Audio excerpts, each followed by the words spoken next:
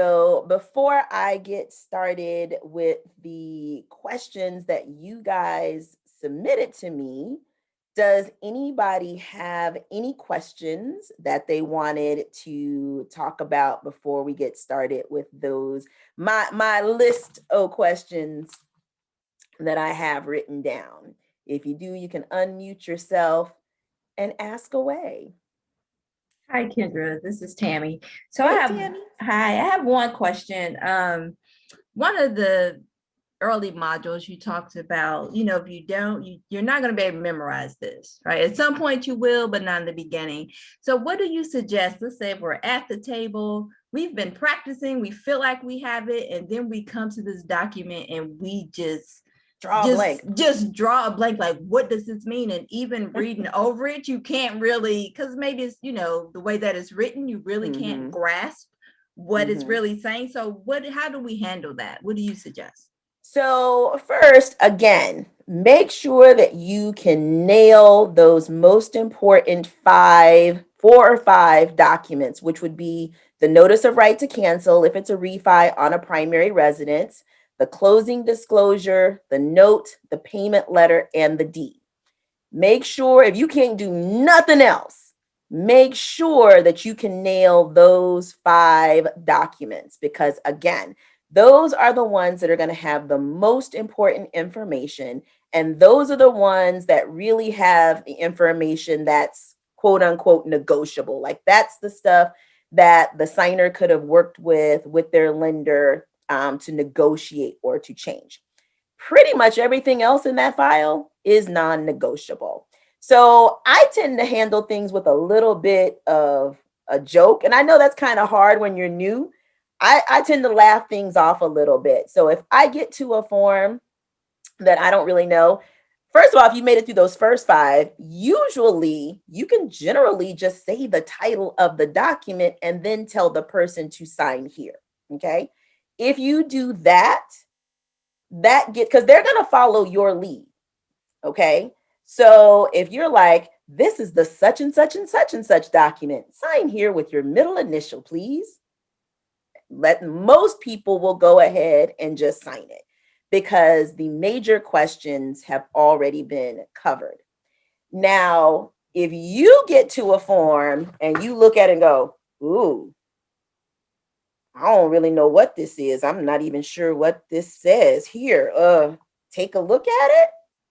If you approach it like that, then the signer is going to freak out a little bit because in their mind, you're the expert. So if you're like freaking out over it, they're going to freak out over it and they're going to read it. And like you said, you may not understand it. They may not understand it. What I normally do, if I get to something that, I don't quite really know what it means, again, my first thing is I'm going to read the title and tell them to sign. If they stop and they start looking at it and they're reading it, let them read it. Let them try to figure out the answer in their head first. Because a lot of times they're not even looking at what you think they're looking at. You think they're looking at something deep, and most times they're not. But then let's say they go, wow, I don't really, quite understand what this means. And I will tell them, you know what, Mr. and Mrs. Signer, I feel you. I'm just the notary. Unfortunately, I'm not your lender, so I can't tell you the specifics of what this form means either. Did you want to give your lender a call and let them try to call their loan officer? Most people won't call their loan officer. Most people will be like, I can't ever reach him. It's really not that serious. I'm just going to go ahead and sign it. You know what I'm saying? So, but give them the opportunity and just tell them, hey, you know what? I'm not totally sure myself. I work with a lot of different lenders. These lenders all have different forms. Did you want to give your loan officer a call? And give them the opportunity to try to call their loan officer. If they try to call their loan officer, I can almost guarantee you the loan officer ain't going to answer because they almost never answer.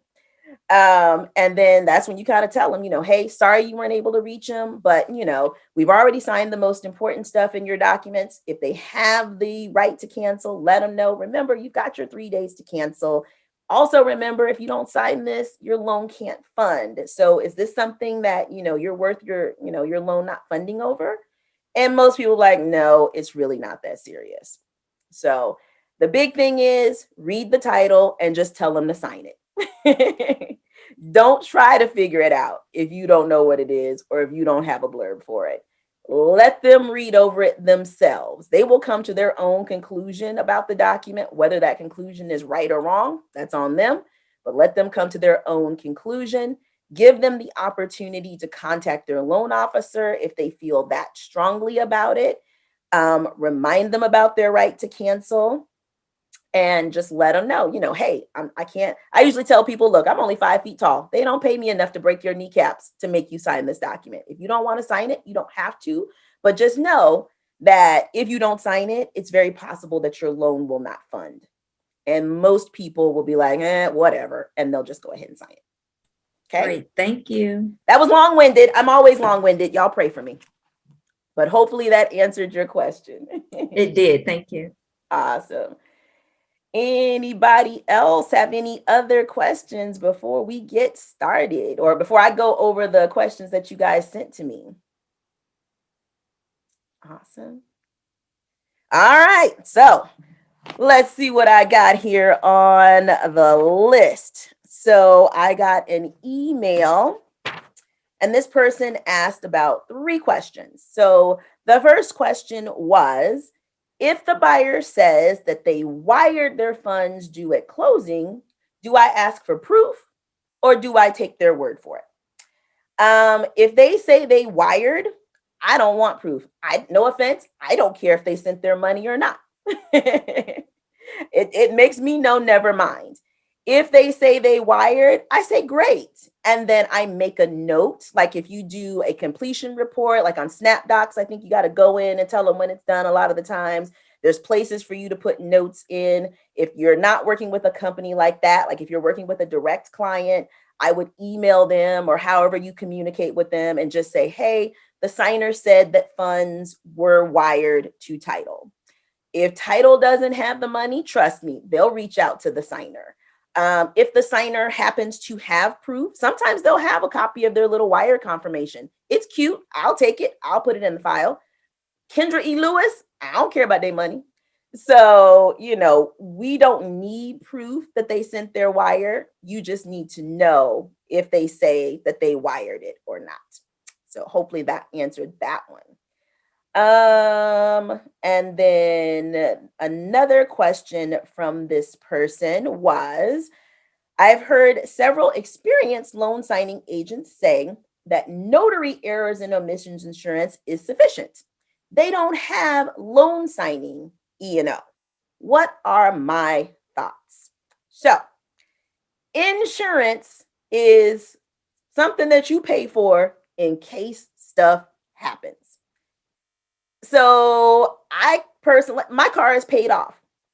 I still have full coverage insurance on my car. Is it required? No. I personally chose that I want that coverage on my vehicle, even though it's already paid off.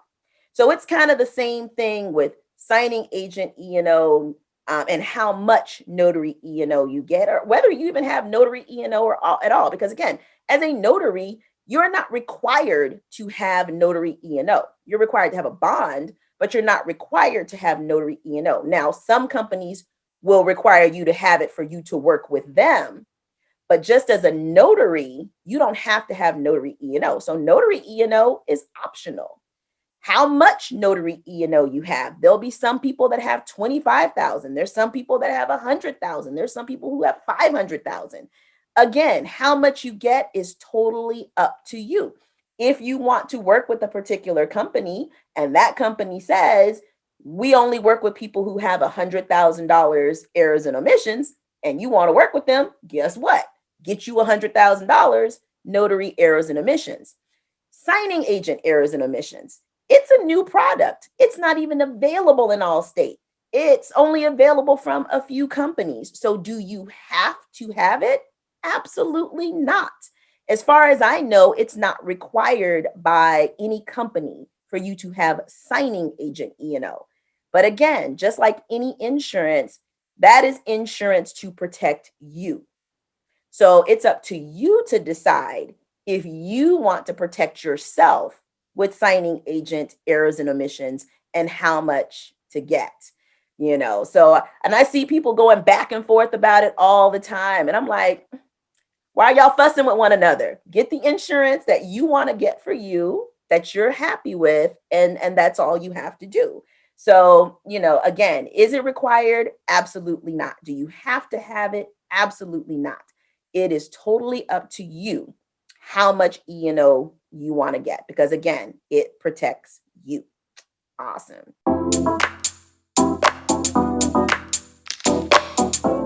And it is about the NNA signing agent certification exam. So there will be a how to pass the NNA signing agent certification exam video in the modules.